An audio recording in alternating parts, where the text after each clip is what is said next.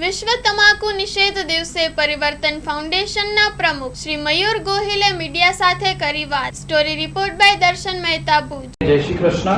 આજ રોજ વિશ્વ તમાકુ નિષેધ દિવસની જ્યારે ઉજવણી થઈ રહી છે, આખા દેશમાં તમાકુ ન ખાવું જોઈએ, વ્યસન ન કરવું જોઈએ, તેની જાગૃતતા આપવામાં આવી છે.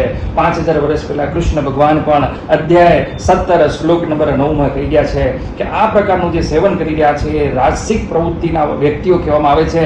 અને ગુજરાતમાં સાહેબ દર ત્રીજો વ્યક્તિ તમાકુનું સેવન કરી રહ્યો છે. સ્કૂલ કોલેજો સુધી પણ અત્યારે આ યુવાન લોકો આ સેવન તરફ આગળ વધી રહ્યા છે. ત્યારે જાગૃતતા આ દિશામાં આવી ખૂબ જ જરૂરી છે કે આજનો યુવાન ખરેખર સતમાર્ગનો શિકાર નથી થતો, પણ દુર્માર્ગના રસ્તાનો શિકાર થઈ પોતાનું જીવન બરબાદ કરી રહ્યા છે. વિશ્વ તમાકુ નિષેધ દિવસ ઉપર એક પ્રણ લઈએ. જો તમને તમારો પરિવાર વાલો હોય, તમને તમારી દીકરી, તમે તમારી પત્ની, તમને તમારા માતા પિતા જો વાલા હોય તો ખાસ કરીને સાહેબ એમના નામને વચન આપો અને આજનું તમાકુ નિષેધ દિવસ ઉપર એક પ્રણ લો કે હવેથી હું તમાકુ નહીં ખાઉં. સાહેબ એક વખત વિચાર કરી જુઓ, 1.5 વર્ષનું બાળક જો પોતાની માતાનું ધાવણ મૂકી શકતું હોય તો તમે તમાકુ ન મૂકી શકો? આ એક પ્રશ્ન પરિવર્તન ફાઉન્ડેશન પ્રમુખ આપની સમક્ષ કરી રહ્યો છે.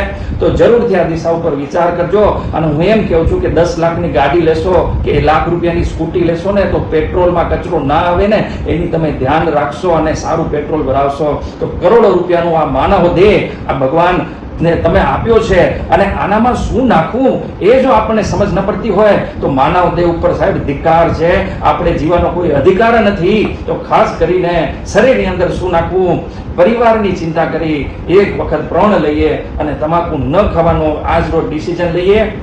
આપ સર્વેને ભગવાન સદબુદ્ધિ આપે અને દરેક લોકો વ્યસન મુક્તિ તરફ આગળ વધે, આપણા દેશનો વિકાસ થાય, આપણા રાજ્યનો વિકાસ થાય, એ જ આશા સાથે આપ સર્વે લોકોનું કલ્યાણ થાય. સર્વેને જય શ્રી કૃષ્ણ. હર હર મહાદેવ. આભાર. માં motor driving, safe and sure driving. Driving એ શોખ સાથે આપની મોટી જવાબદારી પણ છે. અમારા ઇન્સ્ટ્રક્ટર દ્વારા સચોટ અને સરળ માર્ગદર્શન. આપની રોજની તાલીમની માહિતી મેળવીને શું અધુરાશ છે એના ઉપર પૂરું ફોકસ કરાય છે.